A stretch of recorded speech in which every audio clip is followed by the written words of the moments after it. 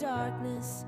She is standing right in front of me, speaking words of wisdom